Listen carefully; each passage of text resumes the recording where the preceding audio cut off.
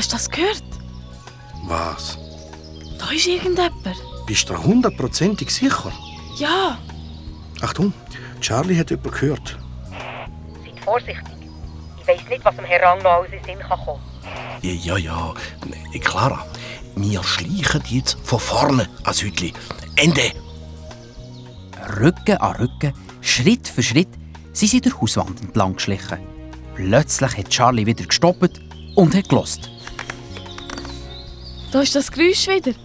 Dort ist doch etwas. Ja, tatsächlich. Jetzt habe ich es auch gehört. Und tschüss! Auf einmal gehen die Türen auf und der Robert Rang rennt in einem Karacho an den beiden vorbei. Clara, der Verdächtige stürmt Richtung Waldrand. Sofort zugreifen! Der Robert Rang ist keine 10 Meter mehr gerannt. 5 Polizisten und Clara Falk, die sich hinter Bäumen und Büschen versteckt haben, haben sich auf ihn gestürzt, am Boden gedrückt und Handschuhe angelegt. Mittlerweile sind auch der Bert und Charlie dazugekommen. Rang, Sie sind mit Verdacht auf Erpressung verhaftet. Kollege, festnehmen und abführen. Charlie, komm mal. Schau dir eins das an. Der Herr Rang hat doch tatsächlich den Rest vom Rattengift vergraben. Das hätte gerade der nächste Umweltkrimi-Fall gegeben. Hat der Rang dann alles zugegeben? In der Hütte haben sie vorher noch ein paar verschnittene Zeitungen und ein Rezept fürs Rattengift gefunden. Glaubst du denn, der war ganz allein? Charlie, denkst du etwa ging noch an die Apotheker? Eine wirklich gute Detektivin darf sich nicht in etwas verrennen.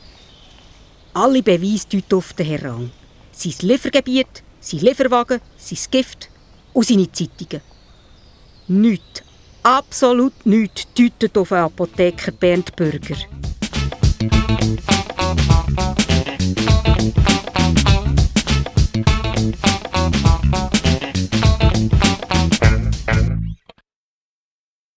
Am Abend haben Falls beim Bert daheim gefeiert. Der Robert Rang hat mittlerweile alles zugegeben und der Fall war offiziell gelöst. Charlie hat es allerdings nicht lange bei diesem Fest ausgehalten. Sie wollte noch zum Tim. Hallo Charlie, komm doch rein. Gern?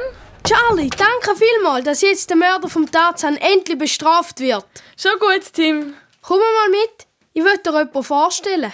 Dort, wo vorher der Hamsterkäfig gestanden ist, hat es jetzt einen grossen Stall gehabt und ein schneeweisses, kleines, herziges Häsli hat zufrieden an einem Rüebli geknabbert. Das ist der Albert. Der Bernd hat mir ihn geschenkt. Dann ist der Bernd also doch nicht so schlimm.